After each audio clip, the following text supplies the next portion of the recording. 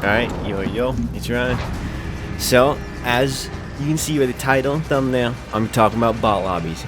First things first, there's two things I'm going to cover here mainly. Do bot lobbies exist? And do I think kill records that have taken place in bot lobby, should they count? The main thing I'm going to say here is yes, bot lobbies exist. I'm going to answer that right away. I'm not going to go into how to get into them because I don't know how to. I don't know the methods that people use. I don't know if your favorite streamers are doing it all the time.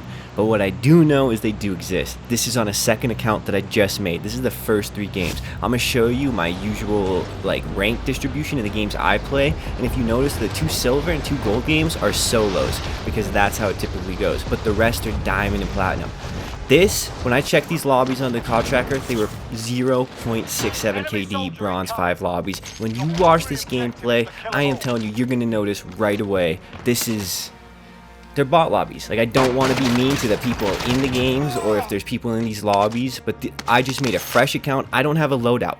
I want to make this clear. This is in the middle of the DMR meta, and I want you to count how many DMRs you see, because there's 1. And I'm running around killing kids with ease. Compared to my normal lobbies, this was so easy. But after 5 games on my second account, it ended. After I was putting up 20 kills, 30 kills, literally in my first 3 games, were all 25 kills or higher, I got the lobbies started getting platinum, diamond, blah, blah, blah. Skill-based matchmaking took place. Now, the thing is does it count when people like Aiden and Huskers and people like that get kill records in bot lobbies? I think it does. And I'm not saying, I got 2 main thoughts on this. I mean, first off, watch this kill on this guy. He's literally just going to be turned around as I shoot him. I don't know what he's doing. He's probably dropping armor or something, looking at that gun on the ground. But if you were to look at, for example, the scoring record in the NBA for the highest points scored in the game, which was 102 points by Wilt Chamberlain in 1962. I believe is 102. It was over 100 at least. But the point is the team that he played was a weak team. Their main center, I'm pretty sure, was out. And it was a very small league at the time. But no matter what, you're talking about someone scoring 100 points in a basketball game. Even it's considered one of the craziest records. I'm a big NBA fan, and you can bring up everything around it, the circumstances, but you can't deny the raw skill it would take to still do that, even at that era. It's more a testament to just how much better he was comparative to the people then, and he still probably would be dominant in the modern NBA because of how good he was. Now, if you look at someone like Aiden and Huskers in these lobbies, if you watch Aiden's, I think it's a 54 kill record with the doof or something. It's very obvious the people he's playing are at a lower skill level. But it's Aiden. The guy's a beast. He's a legend. He kills. Look at the movement. Look at the gun. He's still clearly better. And when you watch here, that's one thing I noticed in this. I'm going to get 31 kills in this game. And I die with 30 people left, and I don't win my gulag, and I die to someone RPGing me when I'm on an ATV, and I legitimately think this could have been a 40 kill. I highly doubt it could have been a 50 kill game unless I was really fragging, but with 30 people in the gulag up, there was a chance in the way I was killing. But I have never experienced games this easy. I was able to hop in vehicles, drive around, run up to people, easily kill them. They had no chance in gunfights. Some people would get me weak. Even if I was at a disadvantage and I made a mistake, I wouldn't have to pay the price. In my lobbies, I feel like, and I'm sure a lot of you guys can relate to this, if you make the slightest mistake, you position yourself wrong, you don't play it up perfectly, you don't pick up the trades with your teammate right, you'll die. That's it. Finito. Your Warzone runs up, you go to the gulag, be sent back again, hopefully. But I want you to focus on this. I don't have a loadout. And this is in the middle of the DMR meta, and I'm sure anyone who played the DMR meta can relate. Your ability to push things and make plays in the DMR meta was very limited because of how fast that gun killed. It's just what I was talking about, but it was even more so.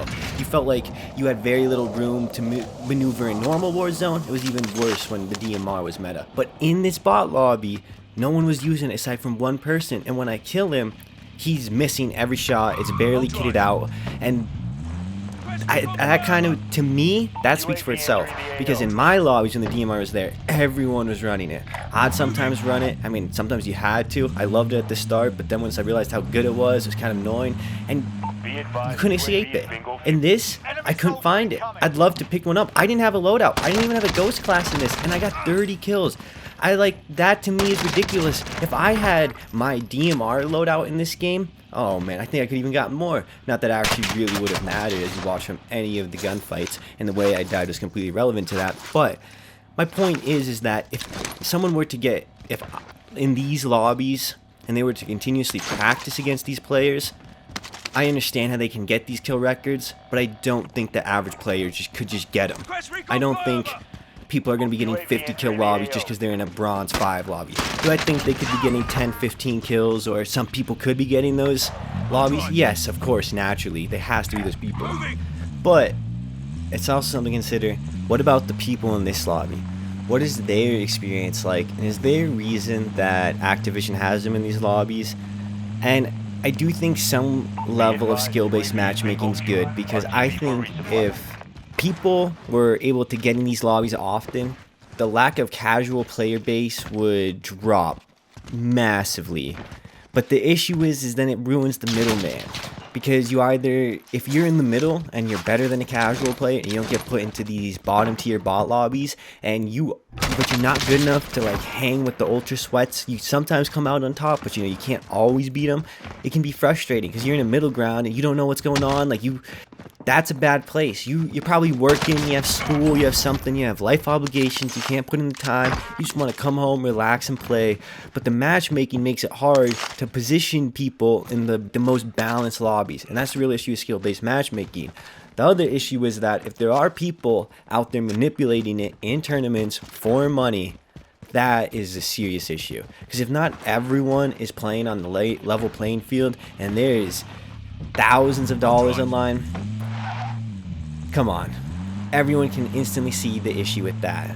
Now, I have heard some people say that if you buy microtransactions, you will get put into more bot lobbies, and I wish that were true for me.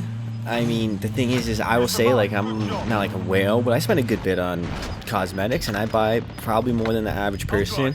And my lobbies are consistently diamond and platinum lobbies, unless I play solos in which they drop, or I'm playing at like weird late hours and whatnot. To me, there's a lot of conspiracies, there's a lot of things we don't know, there's not a lot of empirical data to reflect on, there's not a lot of stuff to look at and be like, here is the objective evidence and proof. But if there's one thing that I do believe firmly after playing these games, and I can post more games if people really don't believe, but these are bot lobbies. Like, look at this gunfight. How long are these people going to allow me to shoot them before they go down and plate up? I mean, the Krig has decent time to kill at range, but it's not insane. Those people had so much time to plate up, and they barely hit me. 2 people just allowed me to chunk them, just like that. And then I'm going to push up here, and look at this. I stun them. It's clear I'm pushing.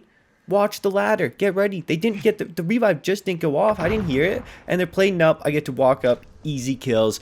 Boom. Bada bing. And to me, I don't know. I'm just saying, if I was put into lobbies like this all the time, I do feel like I could really frag out and get a lot of these insane kill records, especially if I got more used to it. But would I enjoy as much? No. Because I came from a competitive Call of Duty background, playing Search and Destroy against COD pros, and it's not the same. You don't want to have victories, you don't want to have your tournament victories be against bad kids. You don't want to have a gold trophy against a bunch of amateurs no one's ever heard of. If you get a gold trophy and you had to beat some real people along the lines and people can look at it and see the people that you beat, that's a whole different story. And I think that's something we should consider. Let's say someone has 48 kills in a Diamond 1 lobby, and someone has 54 kills in a Bronze 5 lobby. What is more impressive?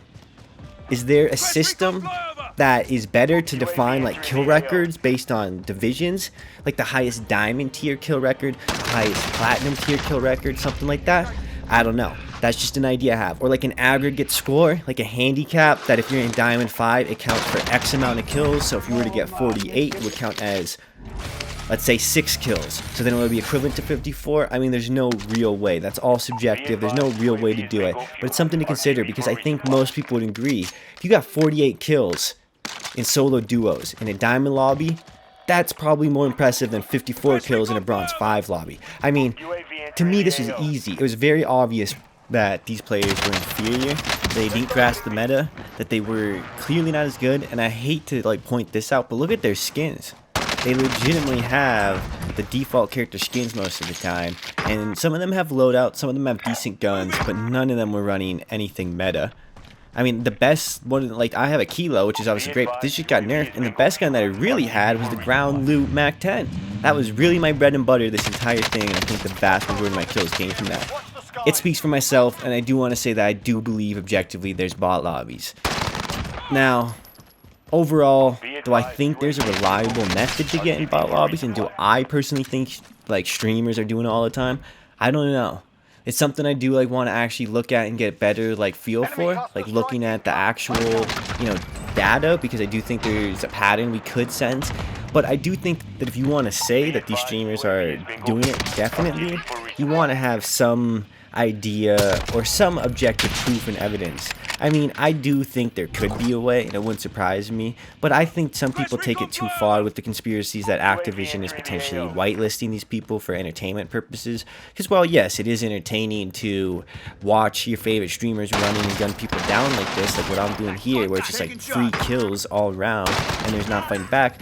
I don't think Activision wants their player base to see the flaws in the system and to have it revealed. And more than that, I don't think Activision wants their players to go through the frustrating experience of having sweaty lobbies while showing way better players than themselves playing in easy lobbies. I think that that's something they would try to avoid. I don't think it's like they're whitelisting these lobbies. Now, I do have to say though, in solo duos, solo trios, quads, playing with friends in duos, quads, trios, of whatever skill level, whatever KD, I have never gone into a bronze 5 lobby on my main account that I can find in the past 2 months. And so I don't understand quite how streamers are getting into some of these lobbies. And I'm not saying they do have a method, because there's no proof of that. And I don't want to go out and say that. But would it surprise me if there's something they're doing? No. But would I have too big of a problem with it? No, unless they're doing it in tournaments. If they want to do it for content and they're really that good, big respects to them, honestly. I think coming up right here, you're going to see the one DMR I run into. He's right to my right this whole time. He's going to start shooting at me. He'll like miss everything. Like, he hits one shot, and then I kill him. I have to reload. Oh, he actually hit more. He actually did almost kill me. Big ups that guy. But I mean, look, this guy is like probably one of the best players. He's one of the only players that didn't have a default skin. He had a DMR, but it's barely kitted out. It's not even that good. This gameplay, guys, by the way, is coming to a wrap. You're going to see how I die. It's an RPG. I'm going to run this house, blah, blah. I do want to say, if you enjoy the videos, I hope you keep coming by. I plan to make 3 to 5 a week, and I do plan on streaming on this YouTube. It will probably be between 9 p.m. and like 3 in the morning or so. I know there's late hours, and that's Mountain Standard Time. If you're on in those time periods, I hope you stop by. I hope you keep checking out the videos. Anyways, guys, it's Ryan here. Peace and love. Enjoy. See ya.